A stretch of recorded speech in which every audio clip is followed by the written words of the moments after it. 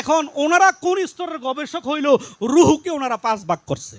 তাহলে 5 ভাগ যদি রুহুকে করা হয়, তাইলে আল্লাহর সাথে আরেকটা সত্তা সাব্যস্ত করার নামই হচ্ছে শিরক। তাহলে ওনারা তো কোরআনের দৃষ্টিতে, আমরা বলি না, কোরআন বলে শিরক। এখন কোরআনের কথাটা আমরা বলে দিলে আমাদের দোষ কি?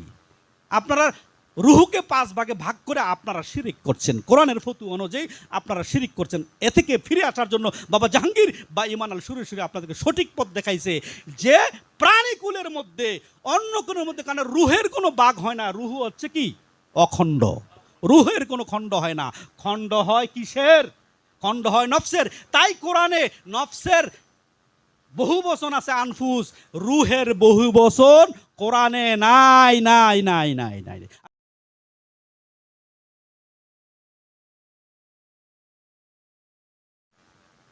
লামুকাম, যেখানে কোনো জায়গা নাই। কোথায় জায়গা নাই? একমাত্র আদমের কলবের দুনিয়া নাই, এ দুনিয়া মুক্ত। জোরে বলেন মারহাবা। মুমিনের কলব দুনিয়া নাই, দুনিয়ায় মুমিন বাস করে। পৃথিবীতে মুমিন কি করে? পৃথিবীতে মানুষ বাস করে, আর মানুষের ভিতরে দুনিয়া বাস করে। তাহলে দুনিয়ার পৃথিবী এক। দুনিয়া, দাল নুন ইয়া আলিফ, দুনিয়া। কোরআনে বলছে দুনিয়া, ফিদ দুনিয়া। এবং আর পৃথিবীকে বলছে আরদুন। কি বলছে? আরদুন। তাহলে আরদুন হচ্ছে কি? আরদুন হচ্ছে পৃথিবী, ভূপৃষ্ঠ, যেখানে মানুষ কি করে? বাস করে, তাকে বলে পৃথিবী। আর মানুষের মধ্যে বাস করে দুনিয়া। জোরে বলেন মারহাবা। পৃথিবী ছাড়তে কয় নাই, দুনিয়া ছাড়তে কইছে। কি ছাড়তে কইছে? পৃথিবী ছাড়তে কয় নাই, দুনিয়া ছাড়তে কইছে। আরে পৃথিবীর কিয়ামত হবে না, মোল্লা গোষ্ঠী ভালো করে বুঝো, জানো কিয়ামত হবে দুনিয়ার। কার কিয়ামত হইব? মোল্লায় অপেক্ষায় রইছে, চন্দ্র ভাঙ্গে পড়ব, সূর্য পড়ব জমিনে। আচ্ছা কোন একটা সূর্য এই পৃথিবী থেকে 13 লক্ষ গুণ বড়? এই পৃথিবী থেকে কত লক্ষ গুণ বড়? জোরে কোন। এখন সূর্য পৃথিবীতে পড়ব না পৃথিবী গিয়ে সূর্যতে পড়ব? মোল্লায় অপেক্ষায় রয়েছে, কিয়ামত হইব। সূর্য কি?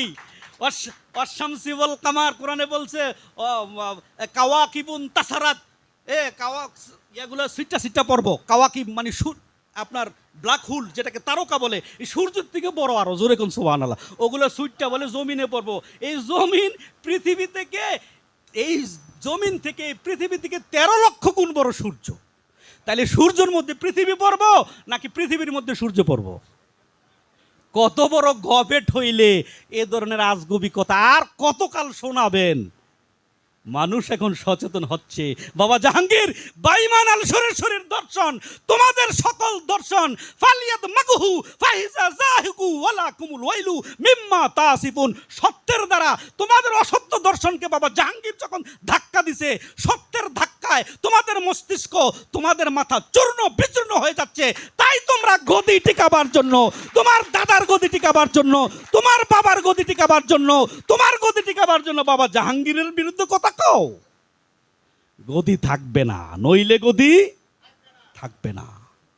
হিংসাত্মক কিছু কথা বলা হচ্ছে, কারণ দুনিয়ার কিয়ামত হবে না, কিয়ামত হবে, দুনিয়ার কিয়ামত হবে, পৃথিবীর কোনো পরিবর্তন হবে। পৃথিবী কি হবে? খালাক না হবে, রূপান্তর হবে। কিন্তু পৃথিবীর কোনো নাশ নাই। যদি পৃথিবীর কিয়ামত হয়, গত পরশুদিন একজন মৌলবীরে বলছি, অনেক বড় মৌলবী, সৌদি আরবে থাকে, আমার এই পরিচিত এই বন্ধু একটা পোস্ট করেছে হাসরের মাঠ। তো বন্ধু বললাম, হাদিসে তো আসছে হাসরের মাঠ হবে আরাফার ময়দান। হাদিসের মাঠ হবে কোথায়? আমি গেছি ওই আরাফার মাঠ দেখতে, যেখানে হাসর হইব। এখন আরাফার মাঠ যদি আমার হাসরের ময়দান হয়, কুল্লু মান আলাইহা ফান ওয়া ইয়াবকা ওয়াজহু রাব্বুকা যুল জালালুল ইকরাম। আল্লাহ কয় সব কিছু, মোল্লার অনুবাদ থেকে বলতেছি, এটা বাবা জাহাঙ্গীরের অনুবাদ না, মোল্লা কোরআনে অনুবাদ করছে, সব কিছু ফান হয়ে যাবে, ধ্বংস হয়ে যাবে। তাইলে সব কিছু যদি ধ্বংস হয়ে যায়, তোমার হাদিসে যে আসছে আরাফাতের মাঠ হবে হাসরের মাঠ, এই হাসরের মাঠ থাকবো? জোরে কোন থাকবো? তাইলে মোল্লা কিয়ামত কি বুঝলো? মোল্লায় অপেক্ষায় আছে সূর্য পৃথিবীতে বাইঙ্গা পড়বো, তারাকাগুলো পৃথিবীতে বাইঙ্গা পড়বো, অথচ এই পৃথিবী থেকে 13 লক্ষ গুণ বড় সূর্য। একবার জোরে কোন সুবহানাল্লাহ। এখন এই সূর্য বাইঙ্গা পড়বো কোথায়? জমিনে। ব্ল্যাক হোল তারকারাজি ভেঙ্গে পড়বো কই? জমিনে। আচ্ছা কোন কেমনে পড়বো এটা? এখন উনি অপেক্ষা আছে কেমন। তাইলে দুনিয়া থাকে মানুষের অন্তরে। দুনিয়া কোথায় থাকে? জোরে বলেন কোথায় থাকে? এই দুনিয়াকে ত্যাগ করতে বলছে। এই দুনিয়ার মোহ, বিত্ত, ভৈবরের লোভ, লালসার উপর কিয়ামত হবে। এটা ধ্বংস হয়ে যাবে। তোমার আশা ছিল যে তুমি একটা বড় একটা বাড়ি করবা, গাড়ি করবা, ব্যাংকে টাকা উঠাইতে গেছো, হুট করে আর একটা গাড়ি এসে কি তোমার এই আশার উপর কি করছে? কিয়ামত কইরা দিছে। এটাই হচ্ছে রোজ কিয়ামত। জোরে বলেন মারহাবা। এটা হচ্ছে কি? রোজ কিয়ামত। দুনিয়ার উপর হইছে, কিসের উপর হইছে? কিয়ামত হয়ে গেছে। ধাক্কা লেগে চূর্ণ বিচূর্ণ হয়ে গেছে। তার আশা আকাঙ্ক্ষার কি স্বপ্ন ধূলিসাৎ হয়ে গেছে। এটা হচ্ছে কিয়ামত। এখন দুনিয়া নাই কোথায়? দুনিয়া নাই মুমিনের কলবে। তাই মুমিনের কল্প হচ্ছে আর সুল্লাহ, আল্লাহর আরশ। জোরে বলেন মারহাবা। মুমিনের কল্প কি? আল্লাহর আরশ। সূরা মুমিনের ৭ নং আয়াত। ওখানে মুমিনের কল্প হচ্ছে কি? আল্লাহর আরশ। তাইলে আল্লাহর আরশ কার কলব? মুমিনের কল্প। ওই মুমিনের কল্পটাই হচ্ছে লামুকাম। আমার মুর্শিদের কলবে কোনো দুনিয়া নাই। আমার মুর্শিদের কলবই হচ্ছে আমার লামুকাম। কারণ বাবার কাছে এসে তো দুনিয়ার কোনো শিক্ষা পাই না, জাগতিক কোনো শিক্ষা কি পাচ্ছি না। উনি জাগতিক বিষয় নিয়ে কি কোনো কথা বলেন না। অনেক পীরের দরবারে, বহু পীরের দরবারে বললে কইবেন বদনাম আসবেন। বদনাম না, সত্য কথা।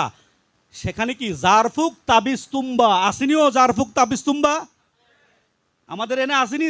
তাবিজ তুম্বা, জারফুক তাবিজ তুম্বা লয়ে বৈশা থাকে সকাল থেকে সন্ধ্যা পর্যন্ত। জারফুক তাবিজ তুম্বা লয়ে এসে ব্যস্ত। ওনার নাম হচ্ছে শাহ সুফি অমুকজন। শাহ সুফি কি সারাদিন করলো কি? তাবিজ তুমারের ব্যবসা। নাম লাগাইছে কি? শাহ সুফি। শাহ আবার কি? সুফি। প্রিয় ভাইয়ের, আমার বন্ধুর মার কথা আমাকে বলতেই হচ্ছে, শেষ করে দিচ্ছি, সময় কম। এখন মূল কথা হচ্ছে তাহলে লামোকামে আল্লাহ থাকেন। তাহলে লামোকাম মুমিনের কলব। আমার মুর্শিদের কলবে কোনো দুনিয়া নাই। ওইটাই হচ্ছে লামোকাম। ওই মুর্শিদের কলবের সাথে আপনার কলবকে কি করতে হবে? জয়েন্ট করতে হবে। তাই তো নিরিক বর্জক দেন তাসাব্বুরে শায়েক, এটা জরুরি। তারপরে আল্লাহ থাকেন কোথায়? মানুষের অন্তরে এবং জিনের অন্তরে। কথা শেষ। তাইলে মানুষের অন্তরে, আল্লাহর এই 3টা জায়গায় আমরা আল্লাহ পাইলাম, ঠিক কিনা? এই 3টা ঠিকানা আমরা পাইলাম। সম্মানিত উপস্থিতি, কথা আমি গুছাই নিয়ে আসছি। তাহলে আল্লাহকে যদি আমাকে ধরতে হয়, তাহলে আমি আল্লাহ কোথায় গিয়ে খুঁজবো? উপরে। জোরে কন, আমি আল্লাহ কোথায় খুঁজবো? আমি আল্লাহ খুঁজতে হলে আমাকে কি করবো? অফাত্তা খিজহু ওয়াকিলা, একজন উকিল ধরতে হবে। জোরে করুন মারহাবা। একজন কি ধরতে হবে? একজন উকিল ধরতে হবে। এই উকিল হচ্ছে গুরু। উকিল হচ্ছে গুরু। অন্য আল্লাহ আয়াতে আল্লাহ তাআলা বলছে ওয়াবতাগু ইলাইহিল ওয়াসিলা, একটা ওসিলা তোমাকে ধরতে হবে। কারণ তোমার মধ্যেই পরম গুরু আছে। আরে ভাই, প্লে স্টোরে সব প্রোগ্রাম দেওয়া আছে, কিতাবস্থ করা আছে প্লে স্টোরে। প্লে স্টোরে থাকে না প্রোগ্রাম? এখন আপনি ডাউনলোড করেন নাই, ওই প্রোগ্রাম দিয়ে কোনো কাজ করতে পারবেন? ওইটা আড়াল হয়ে আছে। প্লে স্টোরে কিতাবস্থ করা হয়েছে, প্লে স্টোরে দিয়ে দেওয়া হয়েছে। এখন আপনি কি করছেন? একটা বাটন ফোন কিনা আপনি কি করতেছেন? বিকাশের একটা প্যাকেজ কি করবেন? এখানে ইনস্টল করবেন, পারবেন? বাটন ফোন দিয়ে পারবেন? এটা অ্যান্ড্রয়েড ফোন লাগবে, সেট লাগবে, কি বলেন ঠিক কিনা? তাইলে আপনি বাটন ফোন দিয়ে বিকাশের অ্যাপসটা কি ডাউনলোড করতে পারবেন? এটা বুঝেন, ওইটা বুঝেন না কেন? তাইলে বিকাশের যে আপনার যে প্রোগ্রামটা এইটা কিতাবস্থ করা হয়েছে, রাখা হয়েছে কোথায়? প্লে স্টোরে। আপনার প্রয়োজন বোধ করলে আপনি কষ্ট করে জেনে বুঝে ডাউনলোড করে ইনস্টল করে আপনি কাজে লাগাইতে পারবেন। যতক্ষণ পর্যন্ত আপনি ইনস্টল না করবেন, চেষ্টা না করবেন, সাধনা না করবেন, সংগ্রাম না করবেন, তাহলে ততক্ষণ পর্যন্ত আপনি বিকাশে কোনো কাজ করতে কি পারবেন না। তাহলে ইনস্টল করে দেওয়া হয়েছে, আছে সব মানুষের কিতাবস্থ করে দেওয়া হয়েছে। আল্লাহ আছেন সব মানুষের সাথে, কিন্তু মানুষ কি করে? আল্লাহকে ঢাকিয়া রাখে। আল্লাহকে ঢাকিয়ে রাখে। তাই আল্লাহ বলছে, হ্যাঁ আমি মজলুম, আমি দণ্ডিত, আমি বঞ্চিত। কে আল্লাহকে দণ্ড দিল, কে আল্লাহকে বঞ্চিত করলো? যারা আল্লাহকে চিনে না, যারা আল্লাহকে বুঝে না, তারা আল্লাহকে দণ্ডিত দিয়ে করে রাখছে এবং আল্লাহকে বঞ্চিত করে রাখছে। এবং কাফেরেরা আল্লাহকে ঢাকিয়ে রাখে। তাইলে বোঝা গেল কি আল্লাহকে ঢাকিয়ে রাখে কাফের। আচ্ছা কোন এখন রুহে হাইওয়ানি, কথা আমার শেষ, যেহেতু যে সাবজেক্ট ছিল, রুহে হাইওয়ানি কি আল্লাহকে ডাইকা রাখছে? জীব জানোয়ার, জন্তু জানোয়ার, এখন তার মধ্যে আল্লাহ আছে, কিন্তু তার মধ্যে আল্লাহ জাত থেকে সিফাত হয়ে নফস, তার মধ্যে নফস আছে, তার মধ্যে রুহ নাই। জোরে বলেন ঠিক কিনা? আর নফস আছে থেকে বলা হয়েছে কুল্লু নফসিন যায়িকাতুল মউত, সকলেই মৃত্যুর স্বাদ গ্রহণ করবে। তাহলে জীব জন্তু জানোয়ারও কি মৃত্যুর স্বাদ গ্রহণ করে। এখন ওনারা কোন স্তরের গবেষক হইল? রুহুকে ওনারা 5 ভাগ করছে। তাহলে 5 ভাগ যদি রুহুকে করা হয়, তাইলে আল্লাহর সাথে আরেকটা সত্তা সাব্যস্ত করার নামই হচ্ছে শিরক। তাহলে ওনারা তো কোরআনের দৃষ্টিতে, আমরা বলি না, কোরআন বলে শিরক। এখন কোরআনের কথাটা আমরা বলে দিলে আমাদের দোষ কি? আপনারা রুহুকে 5 ভাগে ভাগ করে আপনারা শিরিক করছেন, কোরআনের ফতোয়া অনুযায়ী আপনারা শিরিক করছেন। এ থেকে ফিরে আসার জন্য বাবা জাহাঙ্গীর বা ইমান আল সুরে আপনাদেরকে সঠিক পথ দেখাইছে যে প্রাণীকুলের মধ্যে অন্য কোনো মধ্যে, কারণ রুহের কোনো ভাগ হয় না, রুহু হচ্ছে কি অখণ্ড, রুহের কোনো খণ্ড হয় না। খণ্ড হয় কিসের?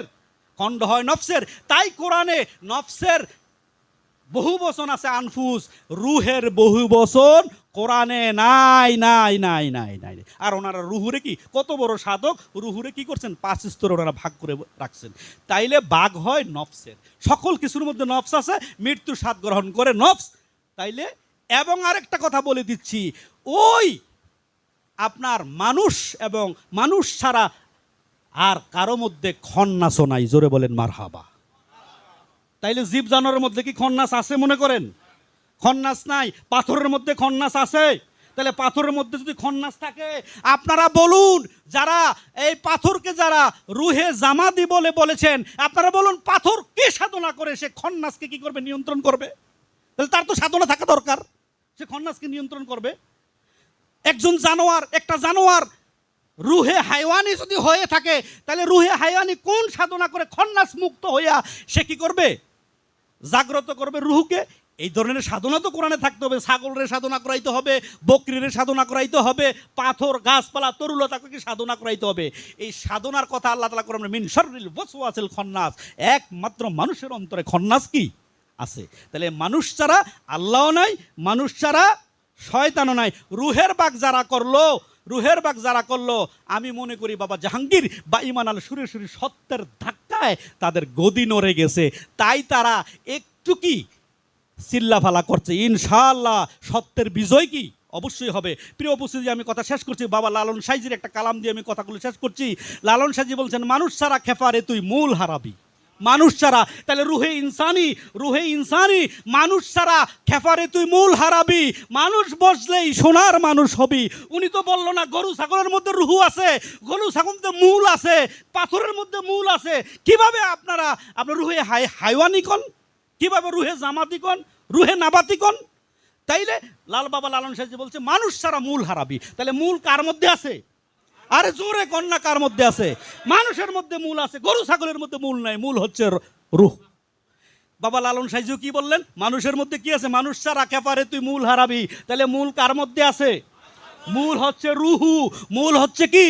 রুহু। তাহলে মানুষ ছাড়া খেপারে তুই মূল হারাবি। মানুষ বসলেই সোনার মানুষ হবি। তারপর বাবা লালন সাইজি বলছে, কোন রূপে সাই বিরাজ করে দেহ ভুবনে, দেহ ভুবনে, কোন রূপে সাই বিরাজ করে দেহ ভুবনে, গুরুর দয়া হয় যারে সেই জানে। এখানেও মানুষের কথা বলা হয়েছে। জোরে বলেন কার কথা?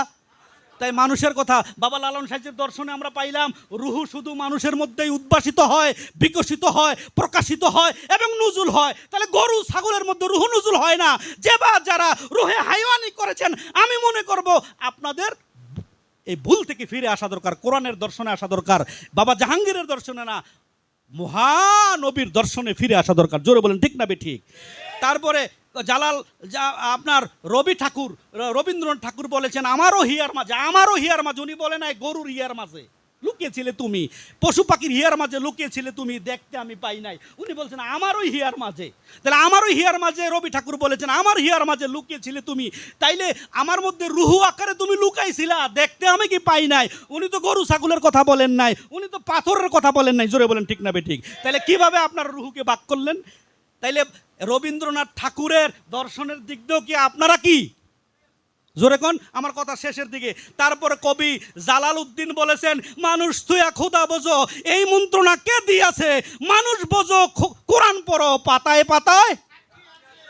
মাশাআল্লাহ। তাহলে মানুষ তুইয়া খোদা বোঝো, ওনারা মানুষ তুইয়া রুয়ে হায়াওয়ানি জীব জানোয়ারে গুরু হিসাবে গ্রহণ করে নিতেছে। মানুষ তুইয়া রুহ খুঁজতেছে জীব জানোয়ারের ভিতরে, আর উনি বলতেছেন কি মানুষ তুইয়া খোদা বোঝো, এই মন্ত্রণা কে দিয়েছে? তাহলে এখানেও তো মানুষের কথা বলা হয়েছে, এইটাই মূল কোথায় মানুষের মধ্যে।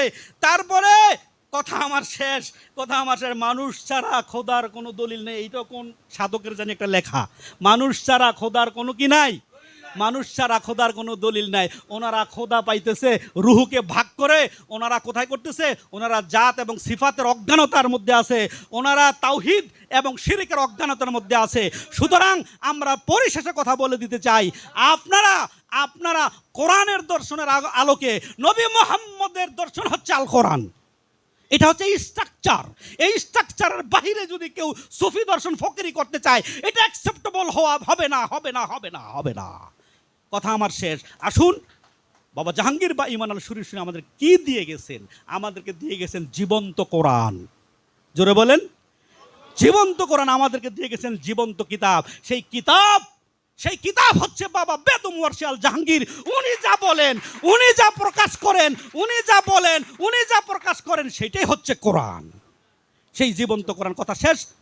দয়াল যেন আমাদেরকে দয়া করেন, আমরা যে কথাগুলো বুঝলাম জানলাম, মালিক যেন আমাদের বোঝার তৌফিক দান করেন। জয় হোক আজকের এই প্রোগ্রাম, জয় হোক ফকরিনী দরবারের জয় গুরু।